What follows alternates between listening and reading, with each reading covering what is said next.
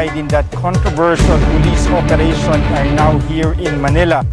Sanay na raw, no? This is not unusual para sa mga taga dito ang ganitong klaseng sitwasyon. They did not hold it in their traditional protest grounds amid the coronavirus pandemic. The San Jose and Philippines.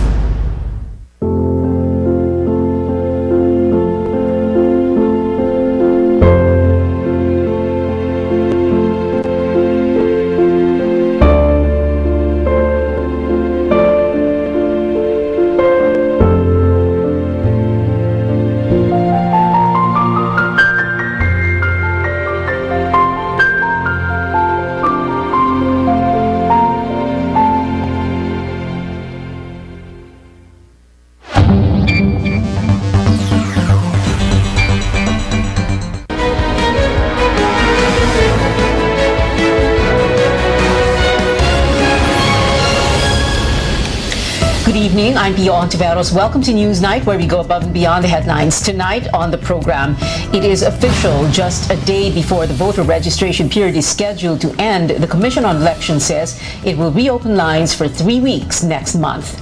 Aside from the extended voter registration, the vaccination of the general public is in the calendar. Authorities say they will prioritize adults and minors with health risks in Metro Manila. And after more than 2 decades, one of the world's greatest fighters, the people's champ Manny Pacquiao, bids farewell to boxing.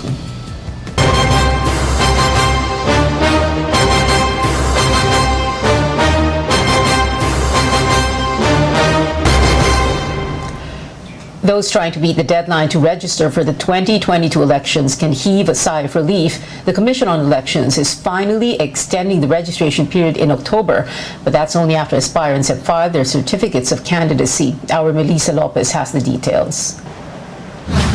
Filipinos get an additional 3-week opportunity to enlist and the chance to vote for the next set of leaders in the May 2022 elections. Poll commissioners unanimously decided Wednesday that voter registration will resume from October 11th until the 30th. Voters may line up at COMELEC offices or mall registration desks until Thursday, September 30th. A week-long break will give way for district offices to receive the certificates of candidacy of politicians looking to join the 2022 race. Applications for first-time voters, transfer of districts, and reactivation will be accepted Mondays to Fridays from 8 in the morning until 5 p.m. COMELEC offices will only offer Saturday processing on October 30th, the last day of registration. Spokesman James Jimenez says the relatively shorter registration hours are more than enough to accommodate those trying to beat the deadline. Filipinos abroad are also given more time to sign up to vote next year. Registration activities in foreign posts will continue until October 14th. As with any planning, talagang may allowance talaga yan. Basically, what this means is we're gonna dip into that slack time. To do this for the benefit of the people who are asking for it. No? The public clamor, again, is really very loud. The House and Senate have passed bills that would mandate COMELEC to grant a 1-month reprieve for last-minute registrants. The Senate even stalled on the poll body's 2022 budget proposal when Chairman Sharif Abbas said last week that the Commission can only allow a 1-week extension. Huwag naman natin hintayin uli na kung saan yung deadline, doon na naman tayo magpaparehistro. So, para at least hindi rin tayo mahirapan. Commissioner Rowena Guanzon adds, the longer time will allow more Filipinos to exercise their right to vote. Mall-based registration desks will remain an option in October, along with online reactivation for those previously registered but failed to vote in the last 2 elections. More than 63 million Filipinos can vote on May 9th. Melissa Lopez, CNN Philippines. A party list group welcomes COMELEC's decision to extend the voter registration period, saying it is an opportunity for more young people to voice their concerns by participating in the elections. Our George Quiles has that story. Aina Perater and Angelique Del Rosario are among hundreds of last-minute registrants in this Quezon City mall. It will be their first time to possibly vote in 2022, such that beating the deadline on September 30th is a must. Perater has booked an appointment online, while Del Rosario takes a chance as a walk-in to line up as early as 1:30 in the morning. As a millennial, alam naman po natin na mas malaki po yung tulong ng mga kabataan ngayon sa mapagboto. And then, yung masasabi ko lang siguro is vote wisely na lang po.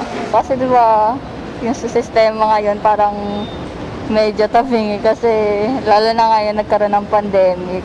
So, siguro, importante talaga makaboto para kahit pa paano umayos yung sistema at saka malagpasan na itong pandemic kasi sobrang tagal na eh. Ang hirap mag-aaral ng online. Bowing to requests from a number of sectors, the COMELEC has extended the voter registration period for another 3 weeks until the end of October. And Del Rosario says she will convince friends and relatives to register and vote next year. Yung iba ko pong kaibigan nagparehistro ngayon lang din. Tapos yung iba, yun, nagkaroon ng chance sa habol kasi na-extend naman po yung ano. At the COMELEC office in Quezon City, a group carries out a symbolic action to express its thanks for the extended registration period. The group says the move will allow more people to exercise their right to choose their next set of leaders. Tayo po ay nagpapasalamat sa COMELEC dahil nakinig sila sa padawagan ng kabataang Pilipino. Ilang linggo na po na hindi na mapigil, maputol ang napakahabang pila ng mga taong hindi natutulog para makarehistro. We would like to request the public na since may possible na yung extension natin, you have to avail the extension. You can go to our nearest election offices or even malls na magparehistro tayo. After September 30th, voter registration will resume on October 11 up to the 30th to give way for the filing of certificates of candidacy on October 1 to 8 for those running in the May elections. George Hayles, CNN Philippines. If elections were held earlier this month, Davao City Mayor Sara Duterte would emerge as the country's new president, at least based on the latest Pulse survey. The survey shows 20% or 2 out of 10 Filipino adults want Sara to succeed her father. Sara, however, has said she would not pursue the presidency after President Duterte declared his bid for the vice presidency. In a similar survey last June, Sara was also a top choice with 28%. Meanwhile, trailing the younger Duterte are former Senator Bongbong Marcos with 15%, Manila Mayor Isko Moreno with 13%, and Senator Manny Pacquiao with 12%. Marcos has yet to announce his political plans, while both Moreno and Pacquiao have launched their presidential bids. Sharing third place are Senator Grace Poe with 9%, Vice President Leni Robredo with 8%, and Senator Ping Lacson with 6%. For Vice President, Senate President Tito Soto is the most preferred choice among 25% of the respondents, bumping President Duterte down to second place with 14%. Also in the second spot are Moreno and Marcos with 12% each. They are followed by Pacquiao and fellow Senator Bongo, who each secured 7%. This survey was conducted using face-to-face interviews from September 6th to 11th among 2,400 respondents nationwide.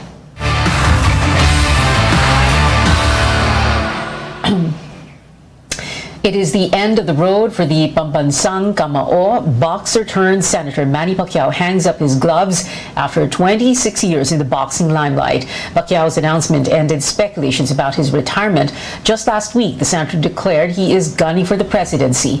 He accepted the nomination to be the standard bearer of a faction of the ruling party, PDP Laban. Pacquiao was reportedly among those being eyed as a presidential bet under the opposition coalition, One Sambayan.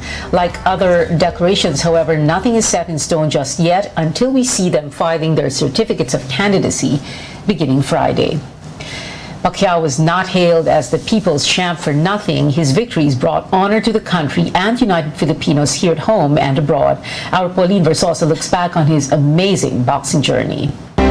It is difficult for me to accept that my time as a boxer is over. Today, I am announcing my retirement. One of the greatest boxers of all time is hanging up his gloves. In a video statement entitled Goodbye Boxing, the 42-year-old Manny Pacquiao bid an emotional farewell following an illustrious career that spanned more than 2 decades. The people's champ walking away from the sport that made him a source of pride for the country as he sets his sights on his biggest fight yet in the coming 2022 presidential elections. I will never forget what I have done and accomplished in my life. As I hang up my boxing gloves, I would like to thank the whole world, especially the Filipino people, for supporting Manny Pacquiao. Just last August, Pacquiao absorbed a stunning defeat against Cuban fighter Yordenis Ugas in what has turned out to be his last dance. Despite the loss, the Pac-Man's legacy remains as the first and only boxer in history to win 12 major world titles across 8 different weight divisions, with a total record of 62 wins with 39 knockouts, 8 losses, and 2 draws. Once hailed as pound-for-pound king and among the highest-paid athletes in the world, Pacquiao has defeated world champions and legends, including Juan Manuel Marquez, Ricky Hatton, and Oscar De La Hoya. Fans all over the world thank Manny for his contributions to the sport, saying he will go down as a legend. In Metro Manila, streets would no longer go quiet on a Pacquiao fight day. Napapanahon na siguro kasi may edad na rin naman na siya eh. Para sa akin, okay na rin yan. Bakit sir? Marami na siyang pera po. At saka marami na rin siya natulungan. Marami na rin siya ari-ari yan. Okay na rin yan. Kasi para sa kanya din yan. Sa palagay ko po, hindi nakakayanin niya. Bukod sa nabago yung estilo niya, ay hindi nakakayanan ng kalusugan niya. Kaya po ang suggest ko sa kanya, magretiro na lang siya. Ipagpatuloy kung gusto talaga siya sa politika. Pacquiao already made the same decision to retire in 2016 when he was a senatorial aspirant, only to head back inside the ring months after. But Pacquiao says this is the time to support a great number of potential boxers who are younger and can also give glory to the country. I just heard the final bell. Tapos na ang boxing. Maraming salamat po sa inyong lahat. Pauline Verzosa, CNN Philippines. Still ahead, a check on how netizens are reacting to Manny Pacquiao's retirement. We'll read some of the comments online. And the Octa Research Group says the country is beating the more ferocious Delta variant, citing a slowdown in cases. Details next here on CNN Philippines. Stay tuned.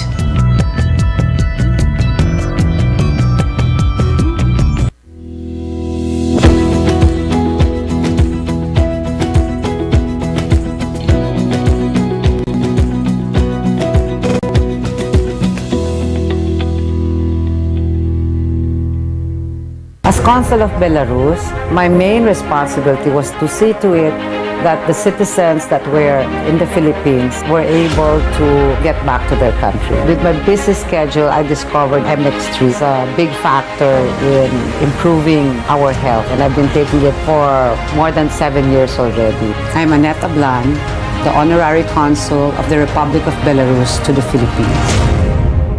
Mahalagang paalala, ang MX3 capsule ay hindi gamot at hindi dapat gamitin panggamot sa anumang uri ng sakit. Nagsimula sa isang pangarap. Ako na po, ma'am. Ika'y tutulungang ibahin ang buhay na nakasanayan. Naka 24 months ka na sa pag-ibig. May panghulog na ako sa motor. Uy, bagong motor! Gagawa ng hakbang para mapaghandaan ng forever. Ingat ka ha. At harapin ang bukas ng may maaasahan. Simulan mo na ang forever mo ngayon. Fund your forever with Pag-ibig Fund. Register today! Listo at ganado ang baby ko sa vet-approved Nutri-Chunks. With active boost and prebiotics na pampalisto. Made with real meat, with essential nutrients to help them grow healthy and happy. Listo, ganado sa Nutri-Chunks.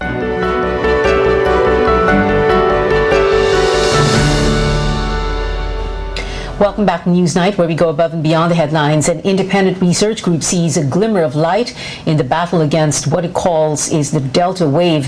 Octa Research tells CNN Philippines the end game for the more infectious Delta variant is within reach.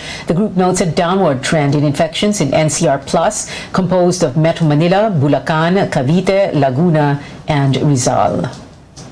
This is definitely a trend in the entire country, because what we're seeing is that the reproduction number in the NCR has decreased to less than 1, It's actually around 0.94. And it's not just in the NCR, but also in Calabarzon and Central Luzon, where the reproduction number has actually decreased to less than 1. That includes Cavite, Laguna, Batangas, Bulacan, etc. So the trend is definitely going down in these regions, and of course in Cebu City, in Cebu area, it's going down. There are some provinces where the trend is still increasing, and we should really take note of these provinces because these are areas of concern that we should be focusing on, and probably we need to allocate more vaccines to those regions. Octa, however, notes that Metro Manila's healthcare utilization rate remains at high risk. Now, the alert level 4 restrictions here in Metro Manila will lapse tomorrow, but local chief executives are divided on whether or not to maintain the status quo. Quezon City Mayor Joy Belmonte wants to extend the current measures for at least another week to make sure the downward trend in cases is sustained. Belmonte adds the city remains at high risk as hospitals are still full. San Juan Mayor Francis Zamora shares the same view. Mas bumaba pa ito ng konti para talagang by the time we shift to alert level, handang-handa na tayo sapagkat hindi naman natin gusto na negosyo, industriya na pakarana sa high risk masyado. No? So I would rather see first if we can further bring down the numbers, and then if and when that happens, dun siguro ako sasang-ayon na bumaba tayo sa alert level 3.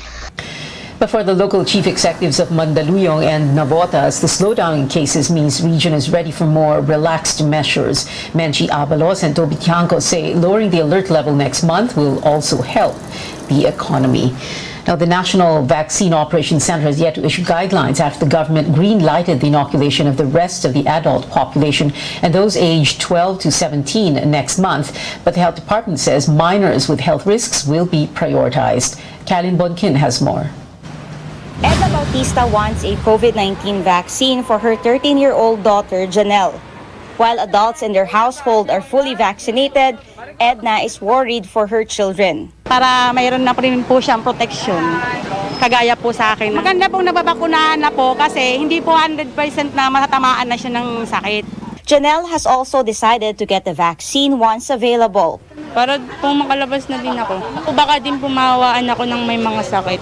Almost 22% of the country's 110 million population got at least one dose of COVID-19 vaccine. With the expected 114 million vaccine doses coming by October to December, the government has decided to inoculate the general population and the younger group next month.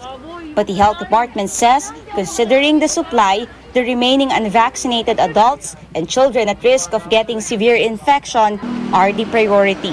This means among the younger population, 12 to 17-year-olds with existing illness will get the vaccine first. The Pediatric Infectious Disease Society of the Philippines will give a list of illnesses qualified for priority pediatric vaccination. And just like the inoculation of adults with comorbidity, there are requirements to prove that a child is sick. Kailangan may medical clearance either from their attending physicians or their specialists. Maari naman po yung doktor lang, yung doktor natin dun sa kanilang local area, pero magbibigay po tayo ng checklist. May mga medical complexity, may mga heart, respiratory, kidney, at may mga iba-ibang problema. Both parents and children should also agree to the vaccination. Kailangan din po natin na may guardian sila kapag pupunta sila doon sa bakunahan. Only Pfizer and Moderna are allowed for age 12 to 17 in the Philippines. Vaccination among the younger population is expected to begin on October 15 in Metro Manila. Other regions will follow after 2 weeks. Caroline Bonkin, CNN Philippines. The country now sits at the bottom of a study that measures economic resilience and response to the COVID-19 crisis. The Philippines ranked last out of 53 nations with a score of 40.2 in Bloomberg's latest COVID resilience ranking. Malacanang says it is not surprised that Southeast Asian countries place low, while developed nations ranked high in the list. The Palace points out that vaccines are key to defeating the virus and echoed the President's United Nations speech that rich countries are hoarding doses. The report comes after Senator Joel Villanueva's call to abolish the interagency task force, which leads the country's COVID-19 response. Villanueva says the IATF is, quote, not working and that local governments are doing better in response efforts. Now, the country may have been better prepared to deal with the pandemic had Congress passed a bill filed by the late Senator Miriam Defensor Santiago 8 years ago. That's what her widower and former Undersecretary June Santiago believes. The late senator filed the Pandemic and All Hazards Preparedness Act in 2013 in the wake of the MERS-CoV outbreak in the Middle East. June Santiago believes things might have been different if the senator was still alive. Today is the 5th anniversary of the late senator, dubbed as the Iron Lady of Asia. Sayang nga yung bill niya sa pandemic, hindi na-pass noon kung hindi pinakinabangan ng husto ng bayan yung bill niya sa pandemic.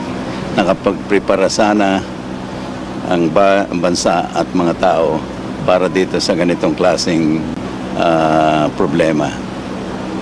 Pero hindi napasa ng Congress yun, iba-ibang inasikaso, pero sayang. Family and friends remember the late senator in an intimate gathering earlier today. She died of cancer in 2016. A lawyer representing an official of government medical supplier Pharmaly Pharmaceuticals considers filing charges against Senator Risa Ontiveros and two of her staff. In a Senate hearing last week, Ontiveros presented a witness who was supposedly a Pharmaly warehouse personnel who claimed that the firm's face shields were tampered and substandard. Lawyer Ferdinand Topacio says the senator's staff bribed the witness to make those allegations. Topacio adds that in a video sent by Pharmaly, another warehouse worker denied the witness's claims. Topacio says he and his team vetted the worker and obtained his affidavit. Next step po namin dito, this is not just for publicity purposes, but in the next few days, we will try to develop a case and bring it before the proper government agency. Since Senator Ontiveros is a public official, baka sa ombudsman or kung ang jurisdiction ay sa Department of Justice, we will bring it there for proper disposition. Coming up on Newsnight, a global boxing legend announced that he's taking the gloves off for good to focus on the 2022 elections. And today, we remember to check in on matters of the heart, health-wise. Details on this after a quick break.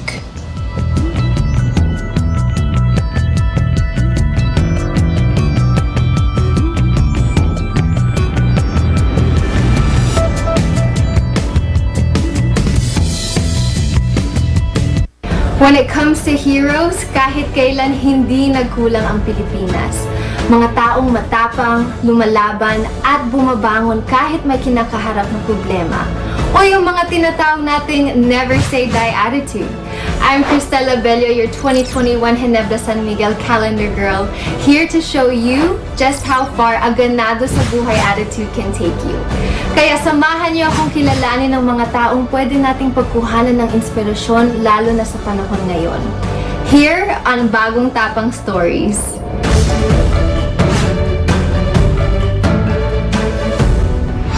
Help comes at the most unexpected time from the most unexpected places. And for filmmaker Peter Polillo, it came when he and his wife were struggling to survive during the pandemic. Dati, sunod-sunod ang pag-shoot ng commercials, wedding videos, at iba pa. Pero dahil sa COVID-19, he lost his source of income. Pati ang kanyang asawa na empleyado ng isang manufacturing company ay nawalan din ng trabaho. While others might have given up, Peter did not. Ginastos niya ang kanyang savings.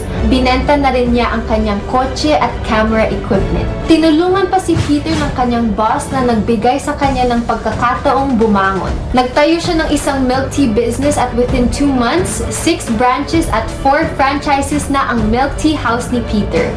Nagbigay si Peter ng trabaho sa mga out-of-school youth at iba pang hindi makahanap ng pagkakakitaan sa oras na ito. He also started the 10 Drinks, 10 Hospitals project na nagbibigay sa COVID-19 frontliners ng libreng milk tea. With just a little bit of help, Peter went from being in debt to being a success story. Everywhere in the Philippines, there's an unsung hero whose story is just waiting to be told.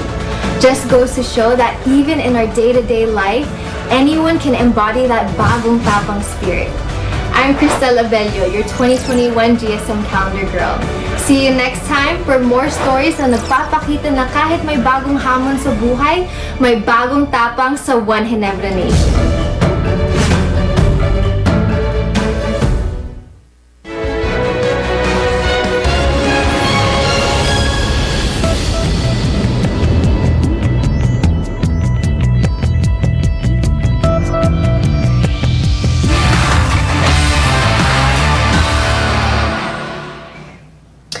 You're watching Newsnight. I'm Pio Ontiveros. Back to one of our top stories. 42-year-old senator and boxing champion Manny Pacquiao announcing he is stepping out of the ring, and he's getting tributes from all over the sports world. Quoting Pacquiao's tweet that reveals his retirement, Yordenis Ugas regarded him as a legend. The Cuban athlete was his last opponent before saying goodbye to the sport. Pacquiao failed to regain his super welterweight belt from Ugas following a unanimous decision loss on August 21. The World Boxing Association also recognized Pacquiao for his contribution to the sport, as its president posted a tweet in gratitude. Just a few hours before this, Gilberto Mendoza tweeted about how the People's Champ was named the WBA Centennial Champion. Pacquiao is the first recipient of this honor. Other personalities overseas paid tribute to Pacquiao on Twitter. The Fox 59 news anchor wished him luck while predicting that the boxer turned politician would soon be leading the country. But while some netizens support Pacquiao's decision, others doubt if his move is final, or if his decision is final, as he may return to the sport if he loses the presidential race in 2022. Some social media users also question his capability to seek the highest office in the country. A magazine reality show is returning to bring science and research closer to Filipinos. The Science and Technology Department is relaunching its television program, Sikat. That is after the show found a new home here on CNN Philippines. Sikat was launched in 2019 but was put on hold when the COVID-19 pandemic broke out. DOST officials and CNN Philippines President Benji Ramos made it official during the contract signing Wednesday afternoon. DOST STII Director Richard Burgos and CNCCAT co-host Diego Ramos share what viewers can expect from the show. Well, it's different because we have a wisher, all right, and that wisher can be anyone. And people can relate to the wisher in many ways. We'll expect more people to appreciate what science can do to very concrete persons who are our wishers, and how science can help them improve their lives, or if it's a company, then improve their processes and also their income potential. It gave me a larger perspective of how and what science really can do to the lives of people. Marami pong tao sa iba't ibang lugar ng Pilipinas na marami pong ideas na magaganda na talaga pong pwede makabago ng buhay nila mismo at ng buhay po ng ibang tao. CNCCAT will air on CNN Philippines this October. The Beatle, who sang With a Little Help from My Friends, got just that for his latest music video. CNN's David Daniel has that and more in today's Hollywood Minute. Ringo Starr's video for the latest single off his EP, Change the World, features Kids in the Spotlight, a non-profit that helps foster care youth tell their stories through film. The kids also helped develop the concept for the video and assisted in the directing, lighting, choreography, and other areas. Don't think I can change. Zac Brown Band's The Comeback Tour is on hold after Brown tested positive for COVID-19. Brown broke the news on social media, saying he's putting the health and safety of our fans and crew first. He thanked the fans and frontline workers and promised the band will resume the tour as soon as it's safe. We always do get through it, and we're going to get through it again. Tornado! Everybody out! Tornado! Follow me this way. Everybody hurry! Are you sure this is the safest place to be? Here's your first look at 13 minutes. That's how long people in a heartland town have to find shelter when a tornado hits their community. 13 Minutes lands in theaters October 29th, on VOD November 19th, and DVD December 7th. In Hollywood, I'm David Daniel. Well, today we look into matters of the heart. Data from the World Health Organization show that illnesses surrounding this muscular organ are responsible for over 17 million deaths every year around the world. And here in the Philippines, the first half of the year saw more than 56,000 lives taken because of these diseases. On World Heart Day, it might be a good idea to have a change of heart over some of your daily habits. Try working out more and reducing stress to keep that beat in your chest in check. It is 87 more days before Christmas, and that is it for now. Thank you for watching. I'll see you again at 7 for News.ph. I'm Pia Ontiveros for Newsnight, where we go above and beyond the headlines.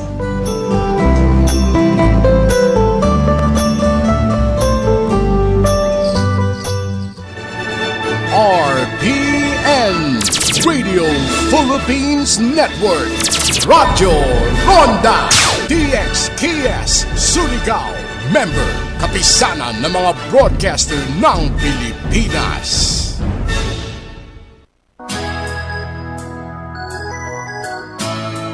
Alang sa among mga minahal nga mga konsumanti, malipayon kami nga magpahibalo kaninyo nga ang Surigao Metropolitan Water District human sa makuti nga pagsusi sa Socotec Certification International usa na kay ISO 9001-2015 certified. Ug dugang paniini, amo sabi pahibalo kaninyo nga human sa pagsanong sa gikinahanglan nga mga dokumento, ang Civil Service Commission sa uluhang buhatan sa Metro Manila mihatag sa Certificate of Registration on Collective Negotiation Agreement numero 2058 tali na sa SMWD Management o sa SMWD Employees Union epektibo ni adtong Oktubre 15, 2020 hangtod sa Oktubre 14.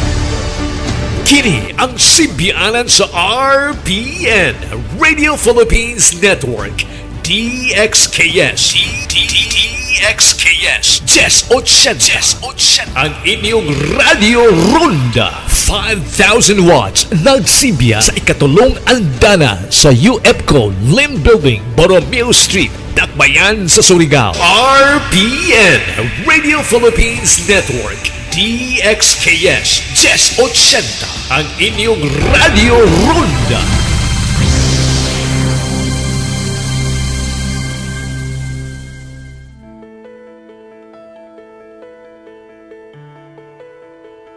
In every crisis, there are struggles and there are silver linings.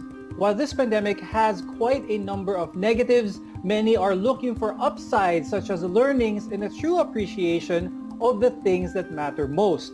Today, we'll look at the impact of this pandemic, especially in the growth and development of our children. I'm Dr. Freddy Gomez. You're watching MedTalk Health Talk on CNN Philippines, where your care comes first.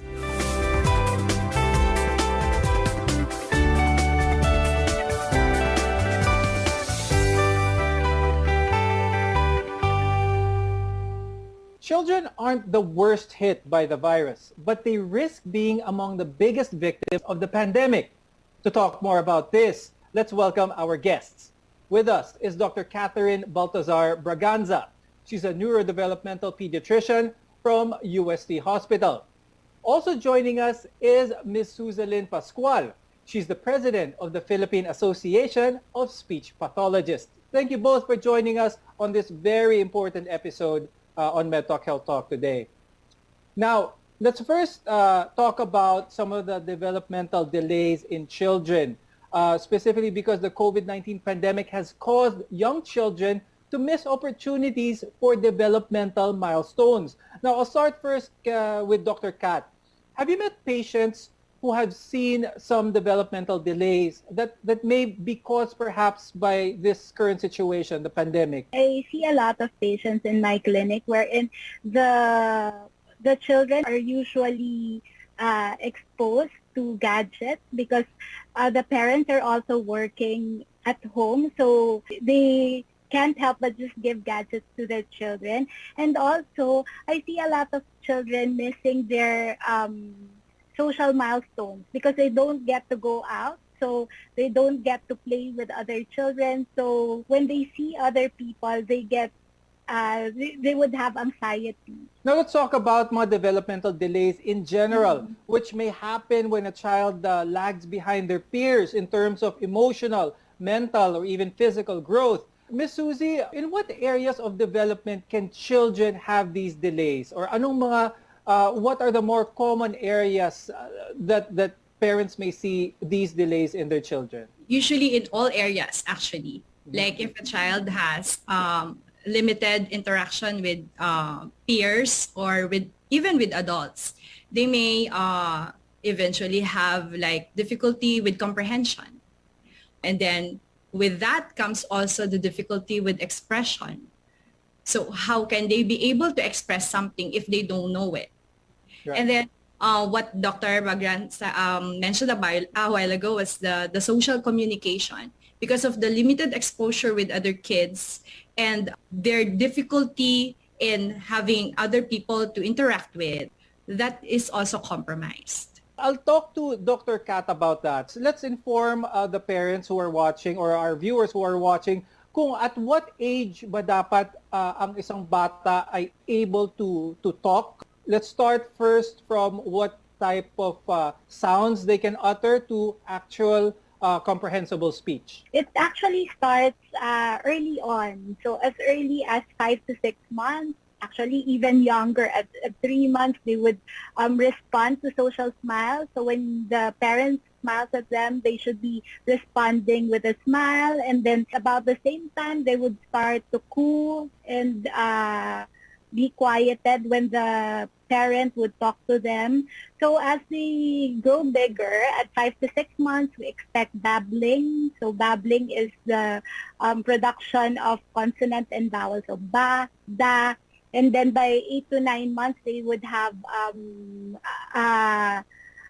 repetitive babbling, like ba, ba, ba, da, da, da. And by 11 months, they should be saying their first word. Before we go on further with the discussion, I just would like to remind our viewers now all of these developmental milestones are assuming that the hearing of your child is normal as well, because there's a correlation with how normal the hearing of the child is and how quickly they can develop their speech. Now, moving on, I'd like to ask Ms. Susie, Dr. Kat mentioned a lot of milestones. Are there any activities that the parents watching can do to enhance this development process sa mga anak nila? There are many ways of facilitating their language, the language skills of the child at home. But one thing that I usually teach the parents when I do webinars is to do the what we call language stimulation techniques. And one of those is commenting. Like when you're building the vocabulary of the child, you try to describe something. But when I say describe, it's not just yung parang robotic na nagsasalita ka lang like a newscaster. No, that's not it's not reporting, but it's more of putting it into context in such a way that the child will get interested with the concepts or with the words that you're teaching them. At a certain age, usually by the time a child is ready to go to school, he or she should have already reached some social as well as emotional development milestones, like playing with others, singing, as well as dancing. But many kids are missing out. A decision, of course, to keep them safe from COVID-19. Dr. Kat, what are the effects then to a child's overall well-being sa ating situation ngayon? Actually, as we mentioned, there's the social-emotional impact. So when they go to school, it's not just education that they're gaining from school. They gain friends, the social development is developed, and then they also get to move a lot. So because of the current situation, also the physical activities of the physical activity of children are also affected. And then we also have to address also the cognitive developmental skills that are being missed out, and these are what children use to think, read, learn, remember, as well as solve problems. Now again, some children may experience delays in developing their intellectual function as well as their adaptive behavior. Dr. Kat, could there be reasons in which the circumstances of the pandemic can affect this area naman of a child's development? Yeah, because when they go out, like what Ms. Susie said, it's not just the specific skills like talking that they get to see. When they get to play, they also get to develop fine motor skills, when they hold on the toys, since right now they just see their classmates through the screen, so they don't get to develop the fine motor skills. And also, there's a lot of things that could arise from a simple play between a child. So not just the gross motor, because they get to move, they get to touch things, also the communication to develop. When we return, we'll talk about the risk factors of developmental delays in children during the pandemic. We're together in health. This is MedTalk Health Talk on CNN Philippines.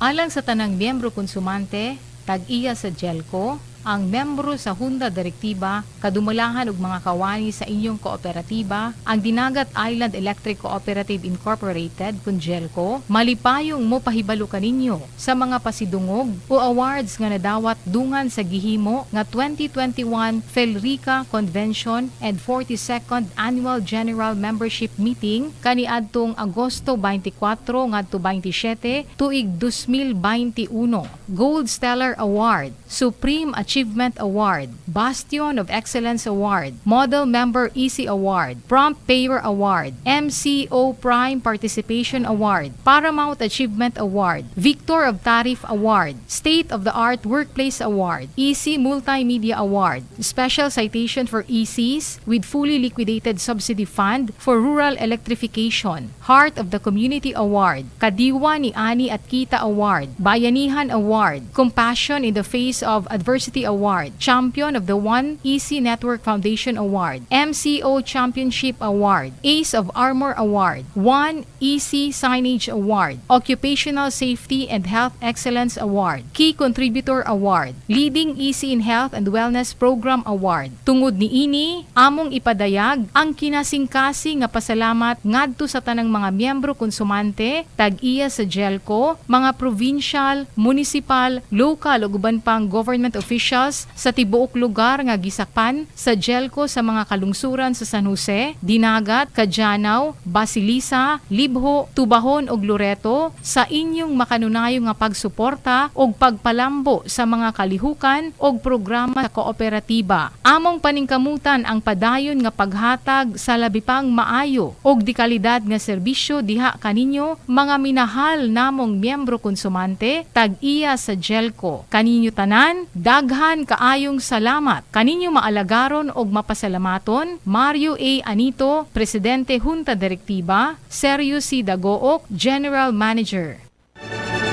RPN Radio Philippines Network, Radyo Ronda DXKS Surigao, member kapisanan ng mga broadcaster ng Pilipinas.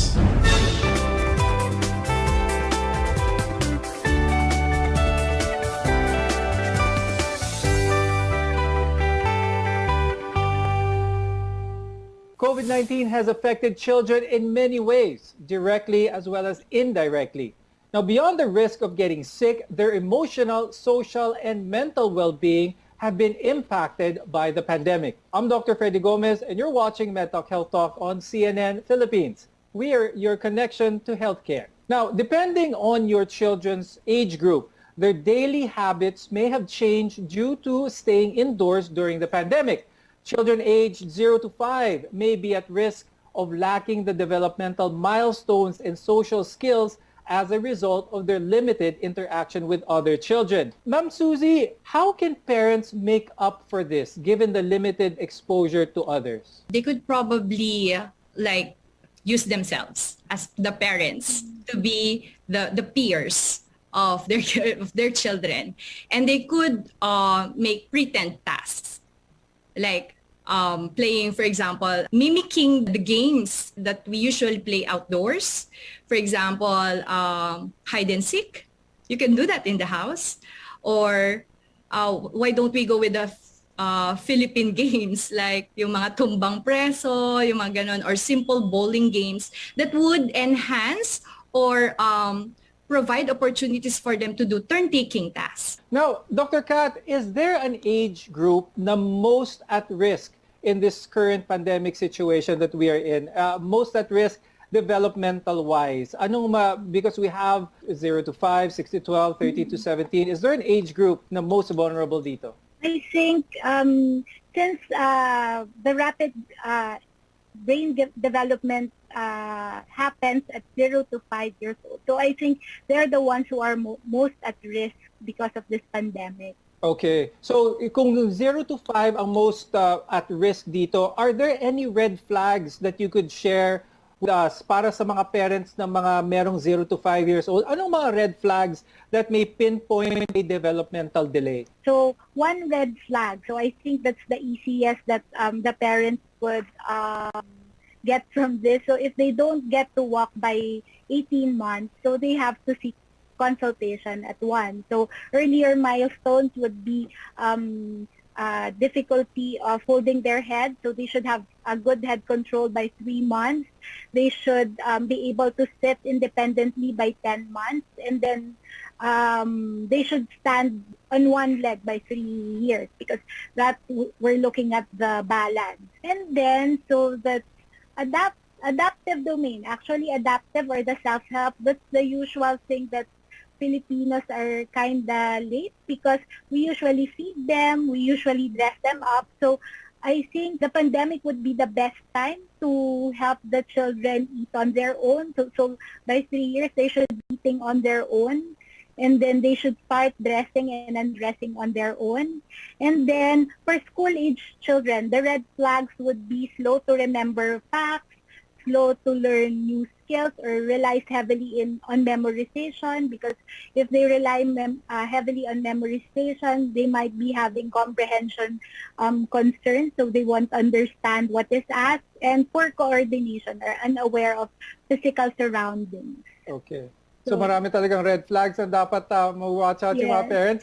Now, speaking of school-age kids, because schools have been completely closed for more than a year now due to the pandemic. Now, Ma'am Suzy, what are some of the more common problems that we are seeing among children given itong online learning situation natin? All right, the most common that I have seen so far, and has been reported by some of the clients that I'm handling, is their attention span. How could they focus, and how could they hold on longer to the classes? For example, even if you say the class would run for 1 hour, in person or in the classroom, it's okay, because you get to interact with the teacher, or you get to move a little. But with online classes, you are glued in your seats and you have to pay attention to the teacher. But knowing that you're looking at the screen with so many windows, you get distracted with so much movement on the other windows. So that's one of the problems. And another thing is that when a kid is not able to process well, it is somehow perceived as a problem already, because they couldn't pay attention, they couldn't focus longer. But we have to recognize that there are some kids who would need movement, who would need to move a little just to process some of the things. That's why most of them are having a hard time, or sometimes the parents are complaining that my child cannot finish this task, or my child cannot stay longer. But for some schools anyway, I've learned that they have allowed some allowances for the kids. Like they could turn off the video, and then if they need to move to stand up a little while still listening, it's allowed, for as long as the child is still paying attention to the teacher in class. Coming up, we'll discuss how to help your child continue the development milestones and learnings they need for their future. So stay with us. Your health is our mission. You're watching MedTalk Health Talk on CNN Philippines.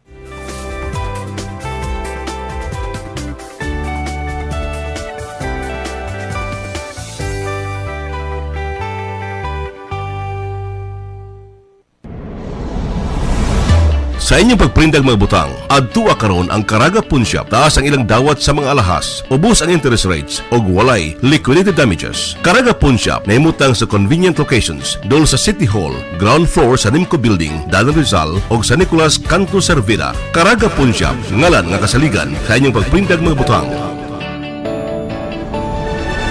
RPN Radio Philippines Network, Radyo Ronda DXKS Surigao, member kapisanan ng mga broadcaster ng Pilipinas.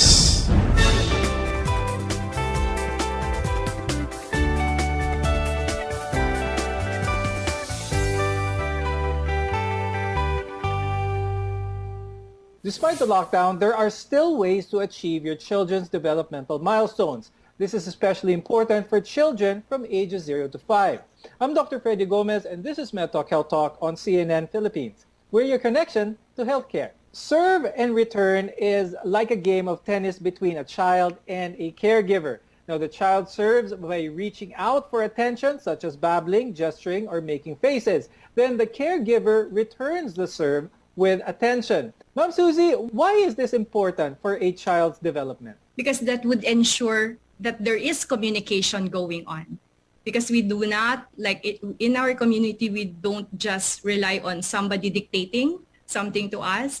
So the back and forth, or sabihin natin, it's like a tennis, diba? The back and forth exchange of ideas, of information, makes communication fruitful. Dr. Kat, how can this practice of serve and return be done through everyday simple activities? First, it's important that the parents would know what the serve and turn means. So it actually goes through steps. First, you have to notice the serve and share the child's attention. For example, if you notice the child is looking at a toy, you have to return the serve by supporting and encouraging. Like, are you looking at your mobile? Is it nice? Is it colorful? And then give it a name. So if the child is looking at the mobile, so you can name the animals in the mobile, and then take turns and wait.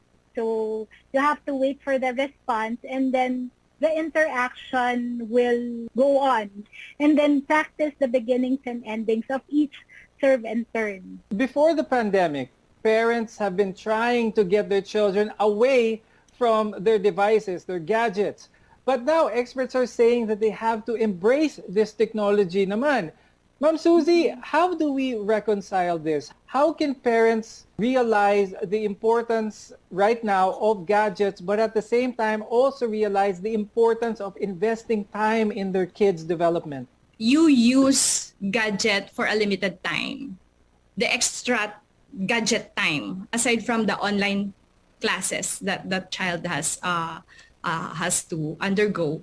So, for example, if the child has spent like an hour online in the morning, maybe you can allot time for gadget use just for 30 minutes in the afternoon.